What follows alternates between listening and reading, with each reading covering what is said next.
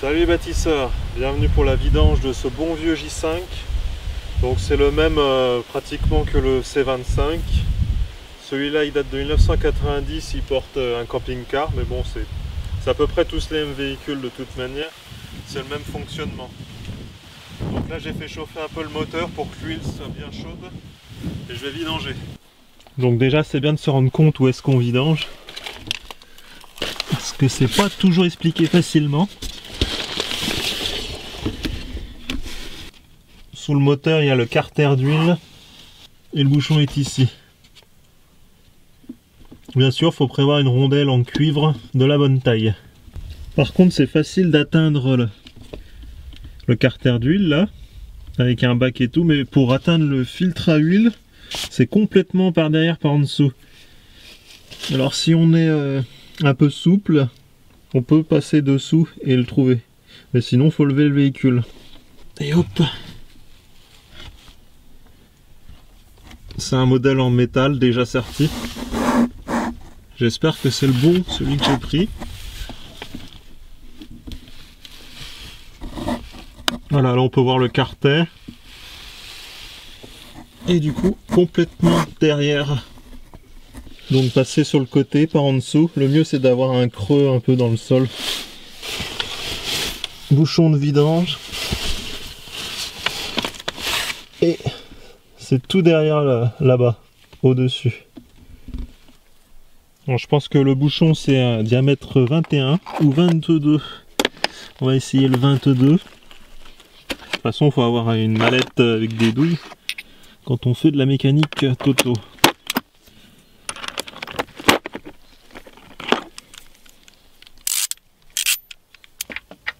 Ouais, c'est peut-être plus 21. Voilà.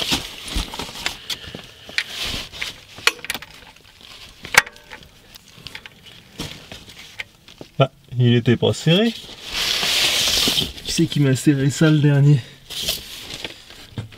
Et je vais essayer de pas trop me salir.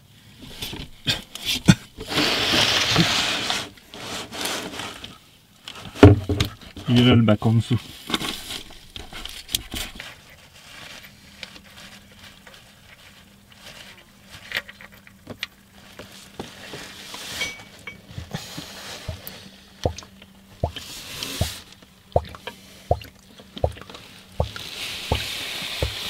C'est bon, je suis pas trop sali.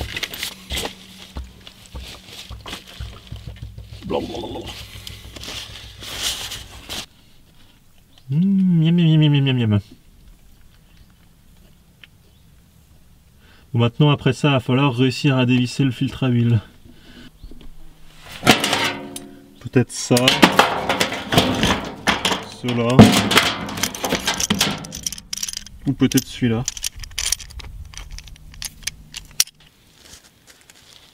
Donc voilà le bouchon avec son joint d'origine. Coup de bol, c'est le même que j'ai pris.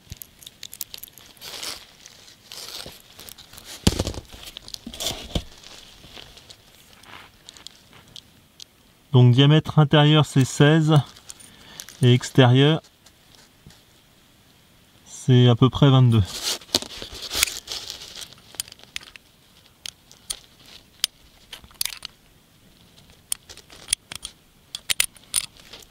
Ouais c'est ça, faut genre 16 mm diamètre intérieur.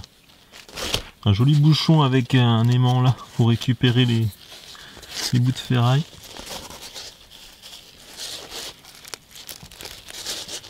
Et donc une pipe de 21 pour le dévisser. Elle était sacrément usée. Hein. Et pour dévisser le filtre, je vais utiliser cet accessoire là.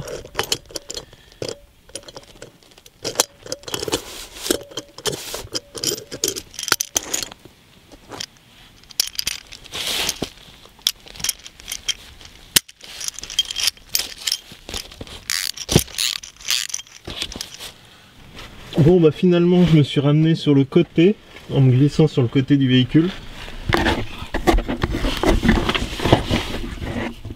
Et là c'est beaucoup plus accessible d'un coup. Même s'il faut continuer d'être souple. Donc j'ai pas filmé parce que c'est à peu près impossible à filmer. En tout cas ça se dévisse en tournant à gauche. Normal quoi. Et celui-là il était vraiment serré. Bon bah je vais mettre le bac en dessous, le dévisser et espérer que j'en prenne pas plein la figure. Ouvrir ça aussi pour bien que tout coule. Ouais bon bah c'est pas vraiment le même. Mais ça devrait être adaptable.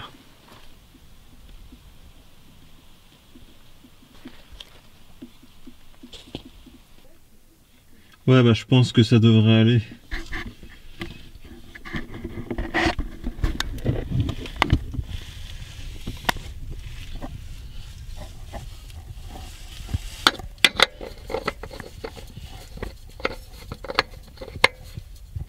Ah j'ai oublié de mettre de l'huile dessus. Toujours mettre de l'huile sur le joint. Je vais quand même voir si ça va avant.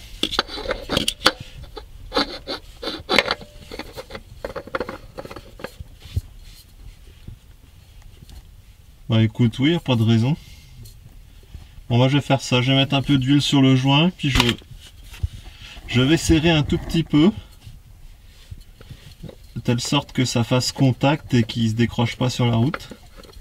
C'est pas la peine de les serrer comme un sauvage. Arrête le chien.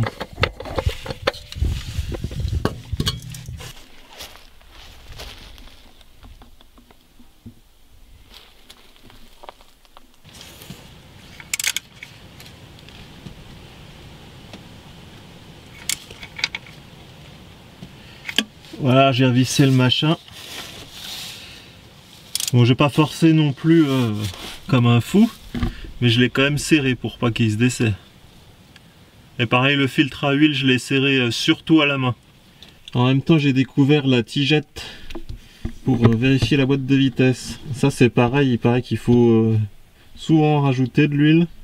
Ça en perd pas mal. Mais vu l'état dans lequel que c'était, je pense que c'est tout à vidanger et refaire le point là, pour une prochaine fois. Donc la tigette, c'est complètement inaccessible hein, ce qu'ils ont fait. La tigette est là. Alors là, quand on la lève, on n'a pas la place de la lever complètement. Là, ça doit être le bouchon de vidange de la boîte de vitesse. Et donc je sais pas comment on remet de l'huile, soit faut mettre une seringue par là, mais j'espère qu'il y a un endroit plus facile quand même pour remettre de l'huile.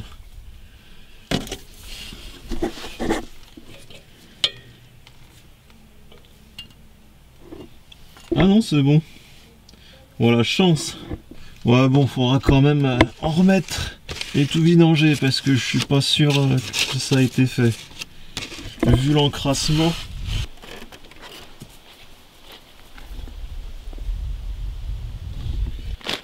Donc il y avait déjà un peu d'huile fournie avec le véhicule.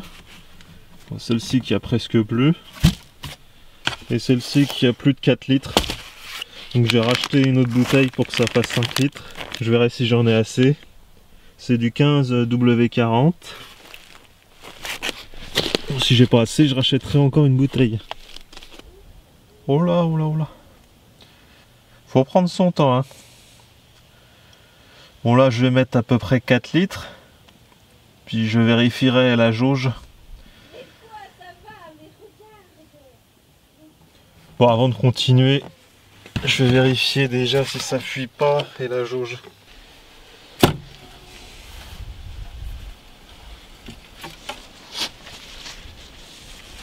Dis donc.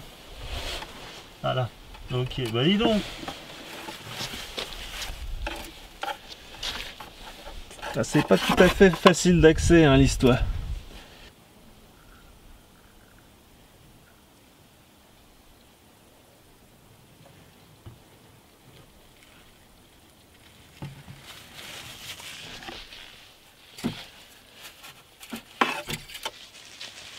Voilà ce que ça donne avec un peu plus de 4 litres, donc bah, c'est bon je pense. Je vais garder mon litre supplémentaire en cas de secours ou pour une prochaine vidange.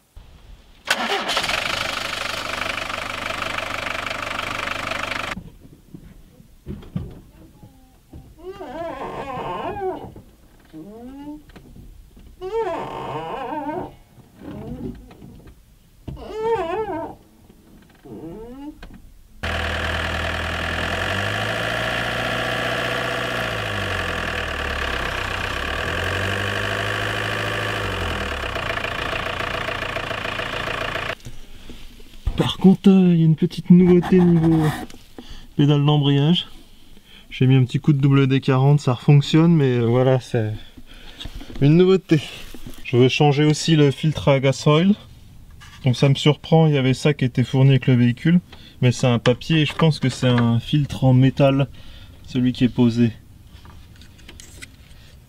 Il y a ça qui n'est pas fixé, le coupleur de batterie. Là c'est la petite pompette pour réamorcer le gasoil.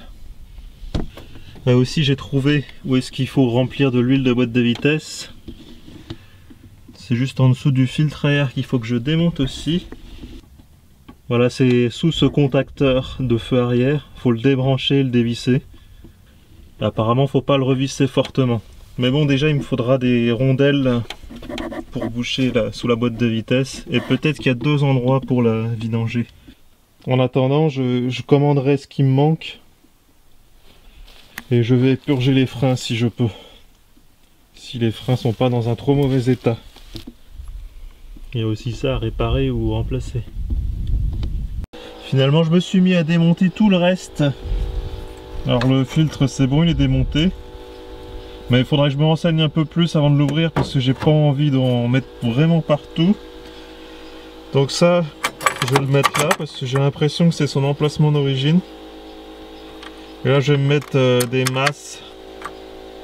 Enfin je vais voir si tout ça fonctionne. Finalement j'ai basculé en électricité. Et là en fait c'est une adaptation, c'est un phare de Renault pour le clignotant.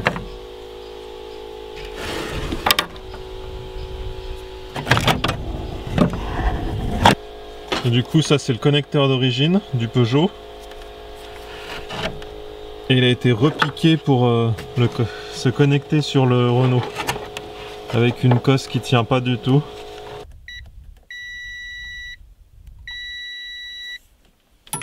Voilà, maintenant que je me suis bien amusé avec ma masse, tout le châssis est relié au négatif de la batterie.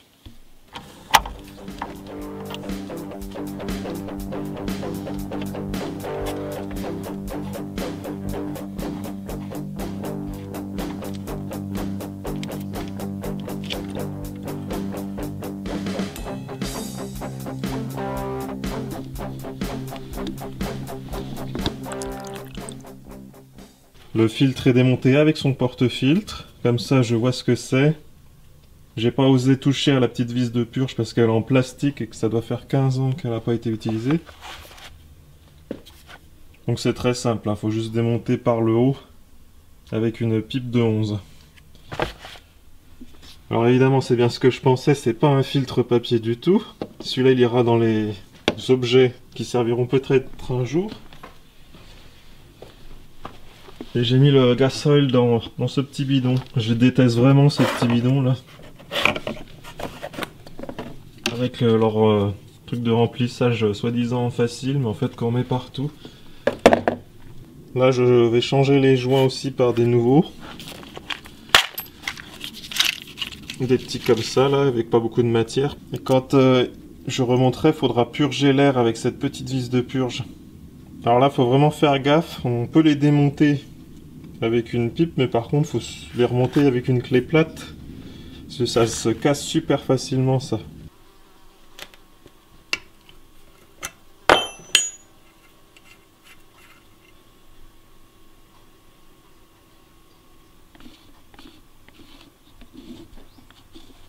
Au cas où, la longueur du bas, c'est 11,5. Et l'épaisseur, c'est 6,25. Une mesure de plomberie, quoi.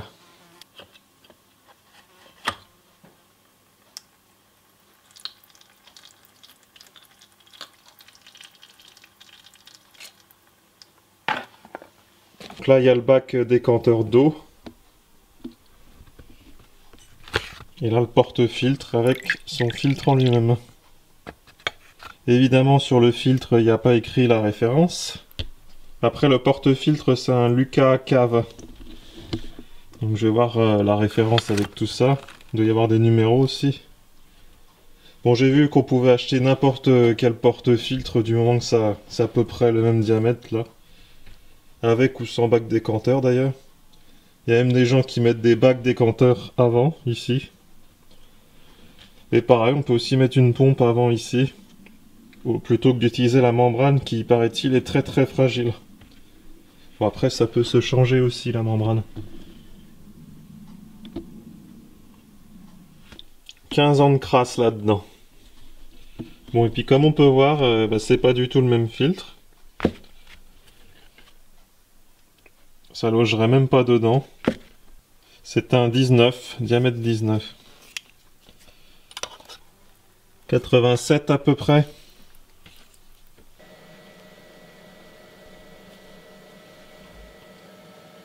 Ça restera légèrement sale au fond. Comme ça bouche la vis de purge. De toute façon, à mon avis, si on la dévisse, ça fuit à vie. Pareil, il y a un joint qui est un peu écrasé d'un côté. Il faudra absolument le changer parce que ça risque de fuir, ça. Et il y a aussi deux petits joints sur celui-là. J'ai bossé un peu, donc le filtre à air déposé. Le vasque de liquide, lave-glace déposé aussi. Parce qu'il a un petit problème en fait. J'ai démonté le support de roue de secours qui est là et là. Je remets toujours les boulons, comme ça c'est pratique. Donc le filtre à air, faut juste démonter celui-ci, celui-là. Et il y a une espèce de goupille pour faire vis. Et derrière, un boulon, cassé d'ailleurs.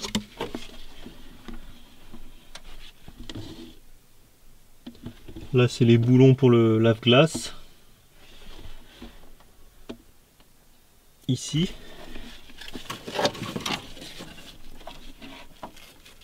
Le petit moteur de lave-glace qu'il faut remettre son joint est dans le vasque. Mais par contre, son tuyau, je sais pas où il va. Certainement pas au bon endroit. Il devrait venir ici en fait.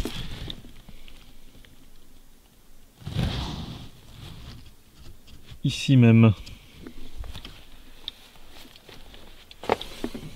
Donc là je me suis fabriqué un petit entonnoir. Pour que le tuyau aille directement à la boîte de vitesse. Donc il y a le contacteur de feu de recul qui est branché dessus. Qui ressemble à ça.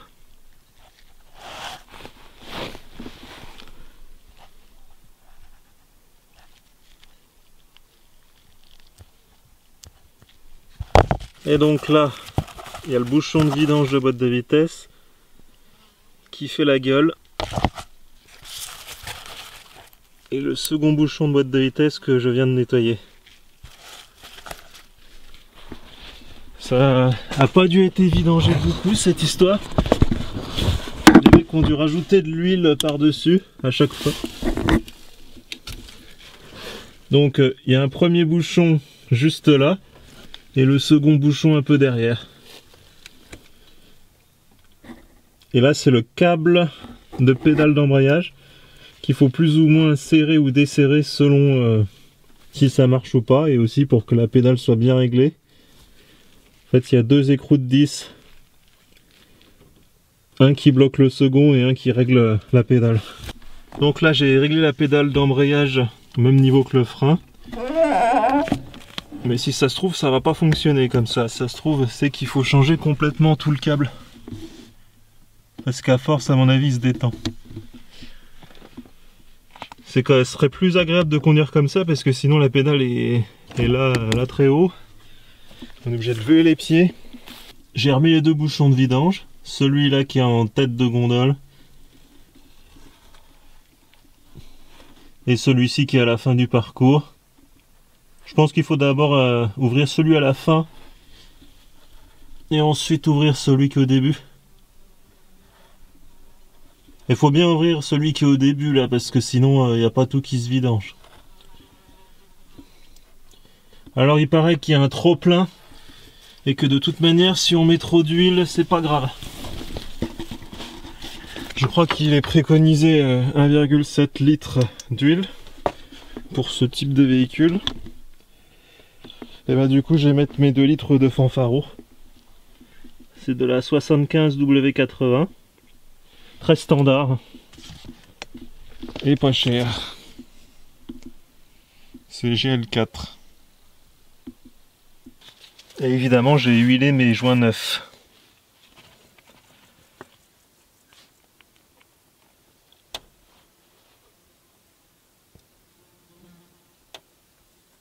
Et voilà, 2 litres d'huile.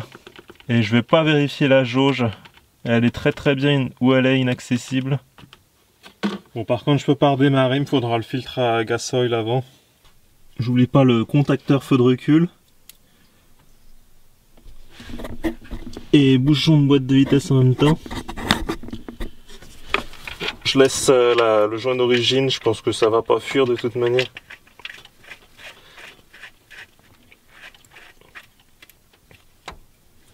Alors par contre lui c'est diamètre 22 pour visser et dévisser. Mais je vais vraiment pas beaucoup le visser.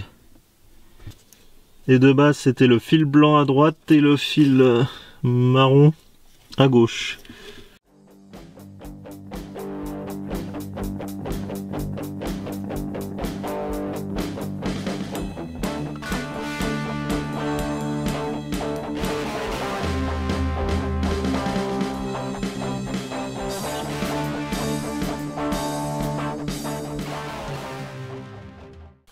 Il lui manque une fixation à lui, c'est dommage.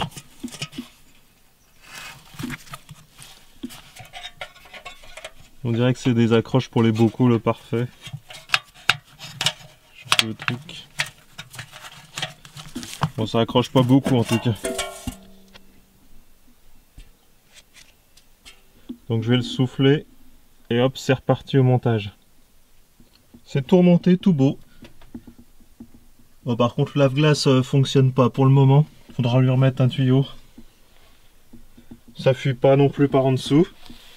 Bon, j'aurais pas touché ni le liquide de direction assistée, ni le liquide de refroidissement. Par contre, j'ai envie de toucher au liquide de frein parce que la pédale de frein, il y a de l'air dedans. Il y a quelque chose qui va pas. Donc au début, je voulais lever le camping-car, mais mon cric, il fait pas le poids, franchement. Je crois qu'il faut poser le cric là pour soulever. Mais il faut lever très haut. Enfin, je me suis rendu compte qu'on pouvait attaquer par l'arrière des roues.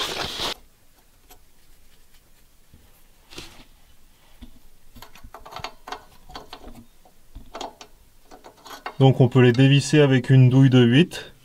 Mais par contre pour les revisser, faut vraiment pas y aller fort, faut y aller à la main et éventuellement un petit coup de clé plate à la fin. Parce que sinon ça casse les vis. Alors, ils ont écrit qu'il faut du DOT 3, mais ça n'existe plus, c'est trop vieux le DOT 3. Donc je vais mettre du DOT 4. Ça ira très bien je pense.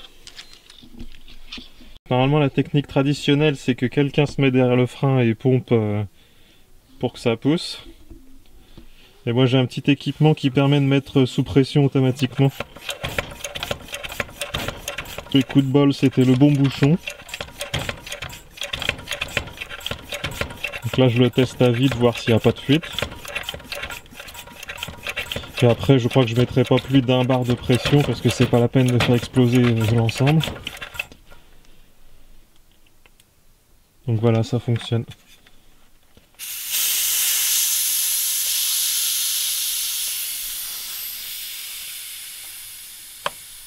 L'objectif c'est de mettre 1 ou 2 litres de liquide de frein là-dedans, de le mettre sous pression et ensuite d'ouvrir les purges à l'arrière.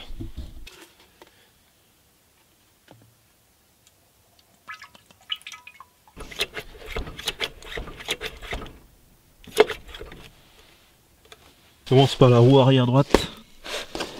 Donc un petit bout de tuyau diamètre 6 à l'intérieur pour mettre dans la vis de purge. Et l'autre côté ça va dans mon bidon. Et quand le liquide sort bien propre, c'est bon. Il faut passer à la roue arrière gauche, l'avant droite et avant gauche. Là j'ai commencé à dévisser avec ma douille. Et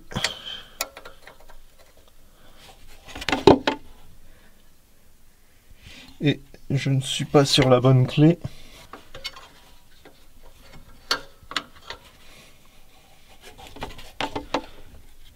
Voilà, ça commence à arriver. Donc il y a du liquide noir qui rentre dans la petite bouteille.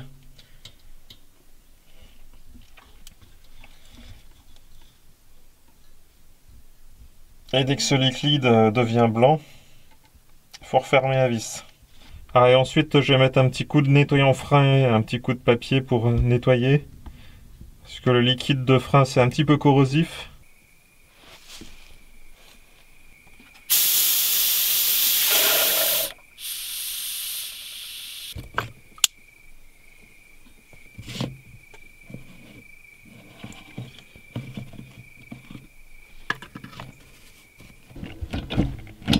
Oh oui. Oh, c'est satisfaisant.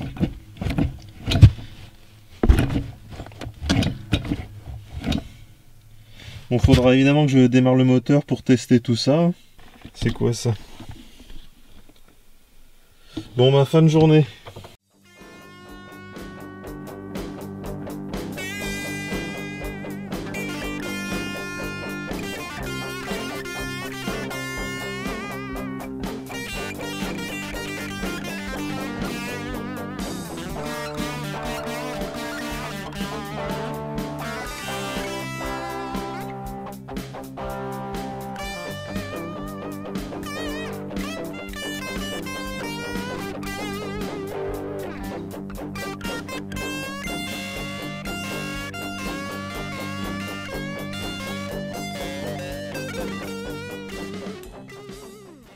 En attendant que la résine elle mette des heures et des heures à sécher, de toute façon il fait froid et humide.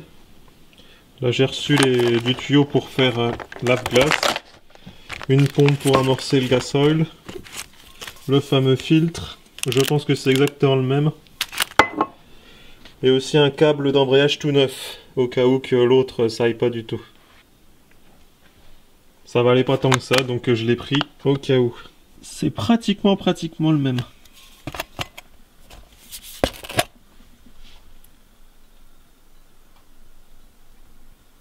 Il y a 4 joints fournis avec, ça tombe bien. Donc il y a celui-ci, le deuxième. Le troisième a cet emplacement qui était bousillé. Et le quatrième, je savais pas où il était, bah finalement il est sur la vis. Donc je vais tous les changer évidemment, en remettant un petit peu de gasoil à chaque fois.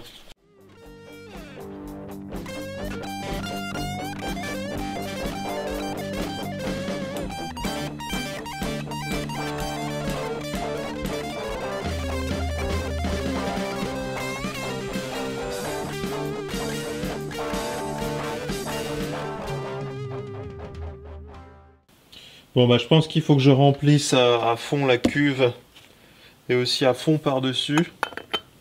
Je vais utiliser la pompe pour ça.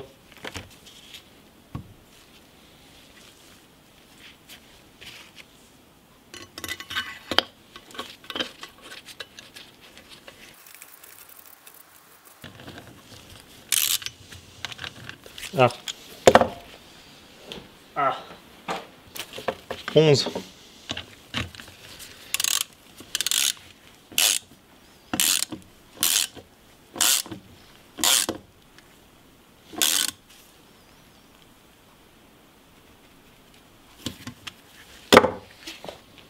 On peut parfaitement en acheter un plus court comme ça, mais j'imagine que c'est mieux un plus long parce qu'il y a plus de surface et puis de toute manière ça coûte à peine plus cher.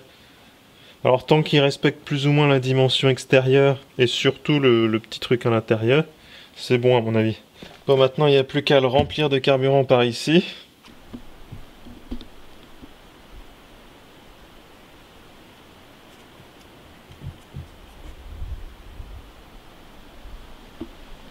Par contre, il faut glisser le bocal du bas sur la gauche pour pouvoir le connecter. Parce que en face de lui, il y a un truc qui gêne.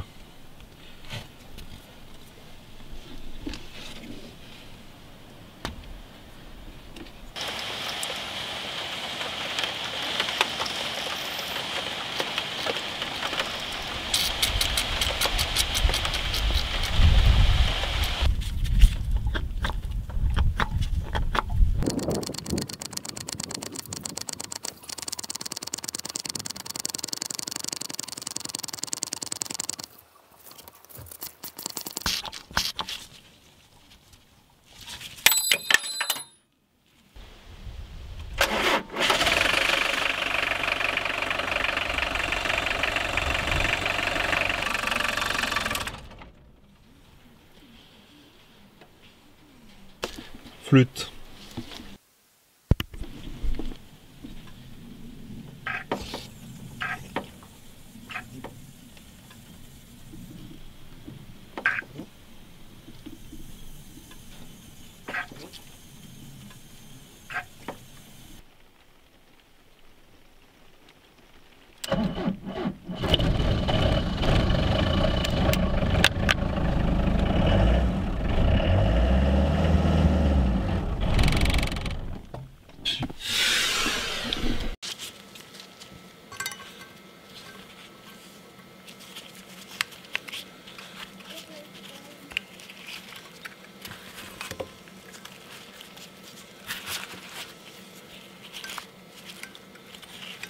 Donc là, les divers petits trous étaient bouchés. J'ai soufflé ça. La membrane, elle a l'air correcte. Membrane, diamètre extérieur 63. Diamètre intérieur 50. L'intérieur de ce trou-là 32. L'intérieur de ce trou-là 50 pile poil. Le début d'extérieur de celui-là 56 et 60 désolé. Pour bien resserrer ce machin, je l'ai posé comme ça, en tapotant un peu dessus, ça fonctionne. Et là du coup, si je bouge tous les trous, voilà, la pompe elle force, donc là ça va, elle fonctionne.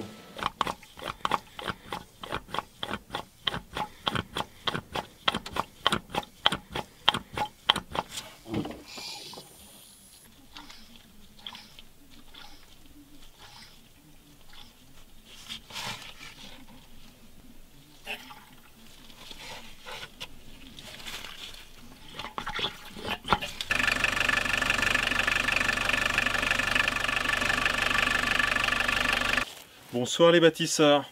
Bon là on est beaucoup plus tard, le temps d'attendre les pièces j'ai fait plein d'autres choses, j'ai repoussé les réparations. Donc grâce au changement d'heure, maintenant il fait nuit beaucoup plus tôt, en plein après-midi. Je vais essayer de tourner la conclusion assez rapidement. Me faire une masse ici c'est peut-être pas une bonne idée, je verrai ça plus tard parce que j'ai des problèmes de masse. La batterie elle est un peu faiblarde mais ça c'est pas grave.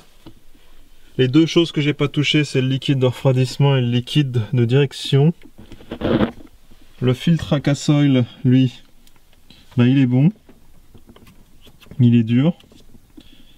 J'ai changé un peu les durites, tout ça. Là, on la voit peut-être pas. Là, il y a une poire d'amorçage avant le filtre. Donc du coup, il faudra utiliser cette poire.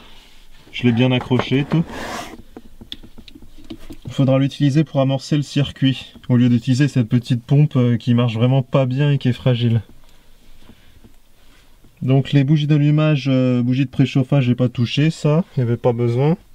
La courroie de distribution, c'est le garagiste. Ça, faut faire un peu gaffe à pas faire n'importe quoi sur la courroie. Les courroies accessoires, c'est aussi le garagiste, mais ça c'est faisable soi-même. Liquide de frein, les freins, tout ça c'est purgé. Filtre à air nettoyé, bon, il n'y a rien de spécial. Le liquide lave-glace, il fonctionne avec son petit moteur. J'ai remis des durites, j'ai testé avec de l'eau. Bon, pour l'instant il est vide, hein, mais je remettrai du liquide quand j'en aurai envie. Et voilà quoi. Et par contre j'ai un problème de clignotant.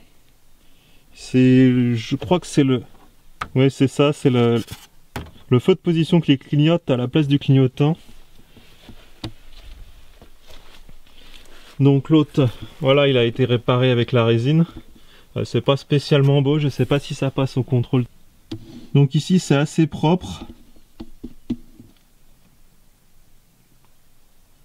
Cependant de l'autre côté c'est complètement différent. Il y a eu un espèce de repiquage sur le clignotant du côté. Ici, il y a un fil de masse qui a été sauvagement coupé.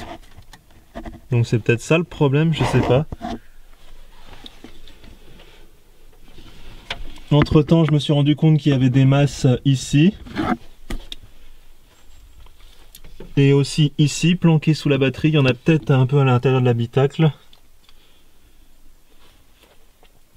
Bon, on va démarrer à très froid, voir si ça marche.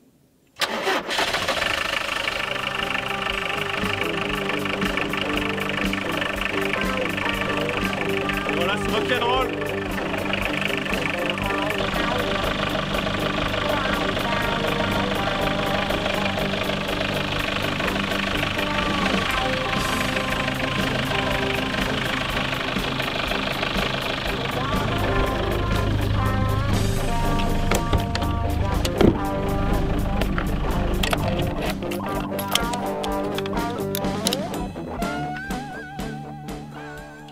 En conclusion, faux contact par ici, ou alors faut que je refasse la masse correctement. Faut d'abord que je nettoie toutes les masses en fait.